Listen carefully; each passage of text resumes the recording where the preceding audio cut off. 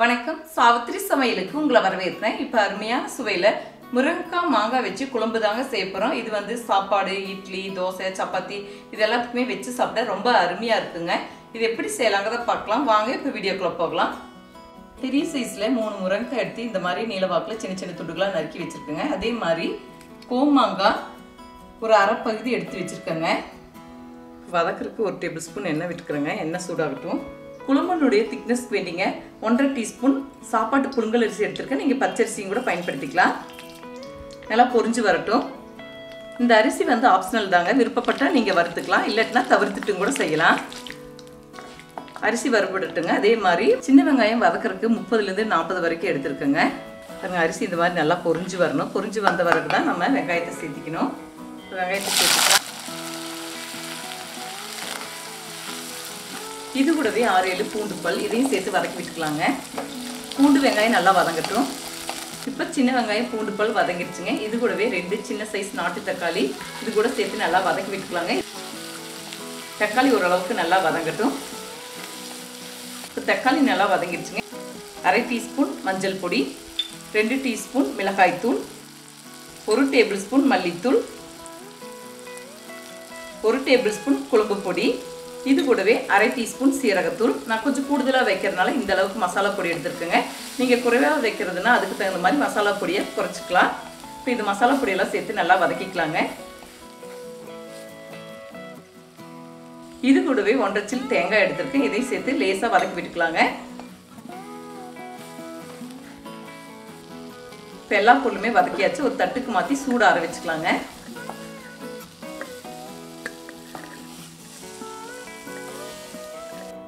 சூடு ஆறிடுச்சுங்க. மிக்சி ஜாரில் சேர்த்து அரைச்சிக்கலாம். கொஞ்சமாக தண்ணி விட்டு அரைச்சிக்கலாம். இப்போ அரைச்சி எடுத்துக்கலாங்க. நல்லா நைஸாக அரைச்சி எடுத்துக்கலாம். இப்போ நல்லா நைஸாக அரைச்சி எடுத்துட்டேங்க. குழம்புக்கு தாளிச்சு இருக்குங்க. 2 டேபிள் ஸ்பூன் எண்ணெய் விட்டுக்கிறேன். எண்ணெய் சூடாகட்டும். இப்போ எண்ணெய் சூடாகிடுச்சுங்க. 1/2 டீஸ்பூன் கடுகு சேர்த்துக்கலாம். கடுகு பொரியட்டு. கடுகு பொரியது கூடவே 1/2 டீஸ்பூன் உளுந்தம்பருப்பு சேர்த்துக்கலாம். உளுந்தம்பருப்பு கூடயே 1/4 டீஸ்பூன் வெந்தயம், 1 டீஸ்பூன் சோம்பு இதெல்லாம் நல்லா வறுபடட்டுங்க. இதெல்லாம் நல்லா வறுபட்டுருச்சு. இது கூடவே 10 சின்ன வெங்காயம் பொடியாக நறுக்கியிருக்கேன். இதையும் சேர்த்துக்கலாங்க. இது கூடவே சிறிதளவு கருவேப்பிலை.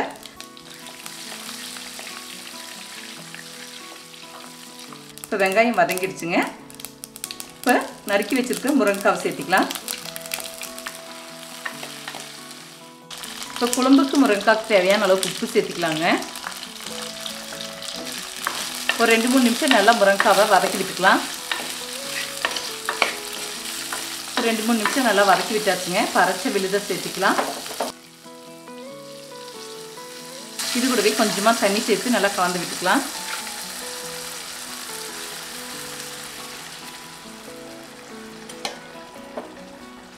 முருங்கைக்காய் அரை பதத்துக்கு வேகட்டுங்க. மாங்காய் துண்டுகளை சேர்த்துக்கலாம். இப்போ முருங்கைக்காய் பாதி அளவுக்கு வெந்திருக்குங்க. இப்போ மாங்காய் துண்டுகளை சேர்த்திக்கலாம். சேர்த்துட்டு ஒரு 4-5 நிமிஷம் வேக வச்சுக்கிட்டா சரியாக இருக்கும். மாங்காய் வந்து அளவாக சேர்த்திருக்கிறனாலங்க இது கூடவே கொஞ்சமாக புளி தண்ணி கரைச்சி விட்டுருக்கேன். நல்லா கொதிச்சு வரட்டுங்க. இப்போ மாங்காய் புளி சேர்த்து 5 நிமிஷம் கொதிக்க விட்டுட்டேங்க. நல்லா முருங்கைக்காய் மாங்காய் எல்லாமே வெந்துருச்சு. இது கூட கடைசியாக கொஞ்சமாக பொடியாக நறுக்குனா மல்லித்தலை சேர்த்துக்கலாம். நான் இதில் வந்து அளவாக மாங்காய் சேர்த்திருக்கனாலங்க கொஞ்சம் கூடுதலாக கொஞ்சமாக புளியை கரைச்சி விட்டுருக்கேன். நீங்கள் அதிகமாக மாங்காய் சேர்த்துறதா இருந்தால் உங்களுக்கு அந்த புளிப்பு சுவையே கரெக்டாக இருக்கும். அதனால் புளி கரைச்சி விட வேண்டியதில்லை. இப்போ கொஞ்சமாக பொடியாக நறுக்குனா மல்லித்தலையை சேர்த்துட்டு இறக்கி வச்சுக்கலாம்.